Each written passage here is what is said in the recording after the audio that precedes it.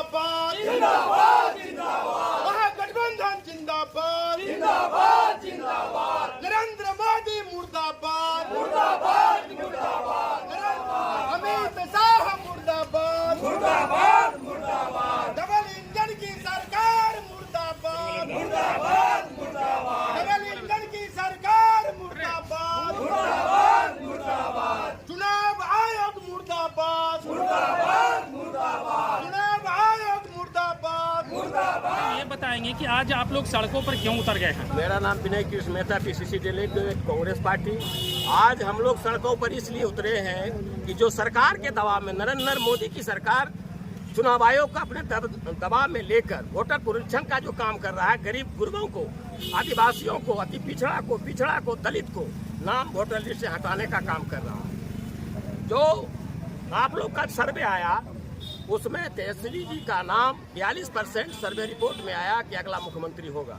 इससे सरकार बौखला कर, महागठबंधन का सरकार बिहार में बनेगा, इससे बौखला कर सरकार यह जो है लाकर गरीब गुरबा को नाम वोटर लिस्ट से हटाने का काम करेगा। 25 दिन में आप दस्तावेज मांग रहे हैं।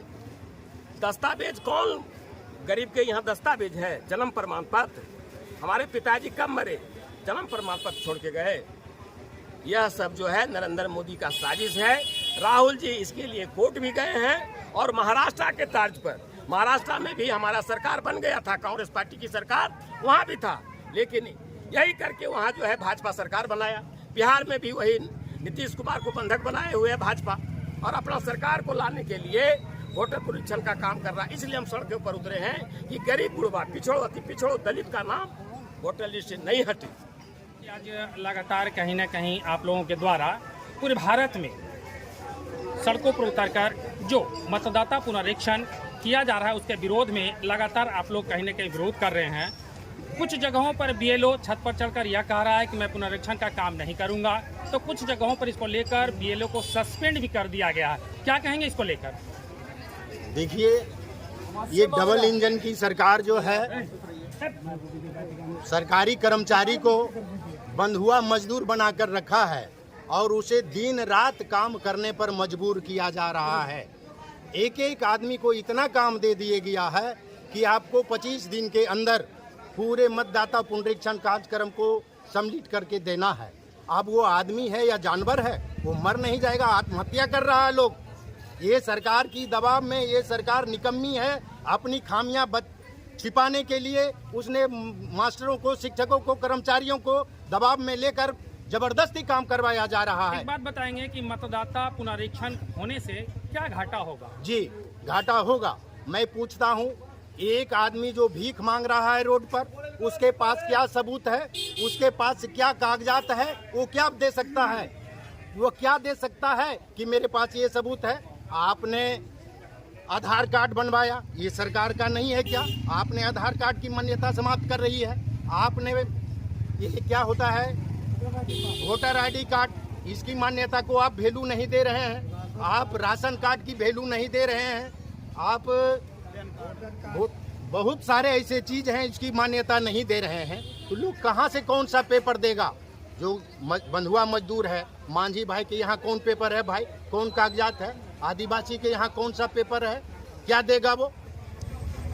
एक बात बताएंगे कि आरजेडी के द्वारा लगातार कहीं ना कहीं सरकार पर कमान कसने का काम कर रहे हैं। ऐसे में क्या लगता है कि क्या बिहार में सरकार बदल जाएगी? हाँ, बिहार में सरकार, जितना भी चैनल है, जितना भी मीडिया प्रभारी है, सारा चैनल बता रहा है तेजस्वी यादव को 42 से 45% मत मिल रहा है।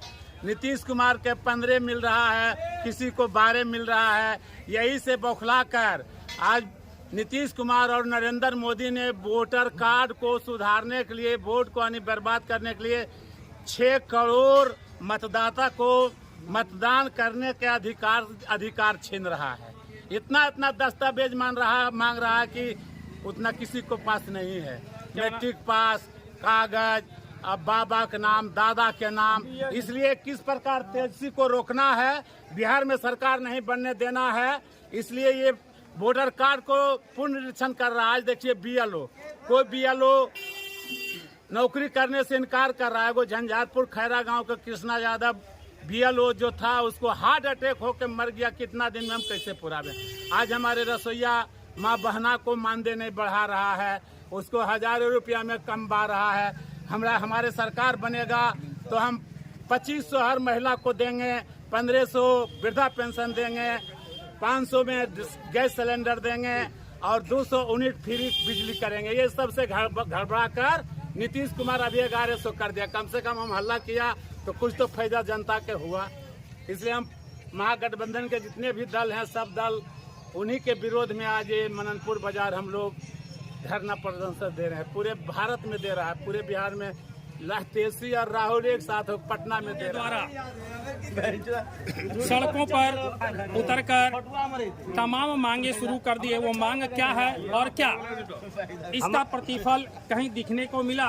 क्या दुकानें बंद हुई? क्या सड़कों पर आवागमन बंद हुआ? क्या इसका कोई निष्कर्ष निकल पाएगा? हमारा ये 9 जुलाई का बंद बहुत पूर्व ही निर्धारित था, जिसमें था लेबर कोड, 4 लेबर कोड लाकर किसान मजदूरों के जो लंबे संघर्ष के बाद जो हक और अधिकार पाया था, उन सारे हक अधिकारों को छीनकर इसे एक गुलाम बनाने की साजिश है ये 4 लेबर कोड। हमारे जितने भी योजना कर्मी हैं, जैसे आशा, आंगनबाड़ी, रसोईया, इन सबों को सरकारी कर्मचारी का दर्जा दो, इसको उचित मानदेय का भुगतान करो। इन मांगों को लेकर हमारा ये कार्यक्रम पूर्व निर्धारित था। उसके बाद आ गया चुनाव आयोग का मतदाता पुनरीक्षण, जो मतदाताओं के साथ, खास करके गरीब, मजदूर, किसान वर्ग के साथ ये अन्याय है। इसका क्या असर देखने को मिल रहा है? इसका व्यापक असर पड़ेगा। किस तरीके से? सरकार को झुकना पड़ेगा, निर्वाचन आयोग को अपना जो ये योजना है इस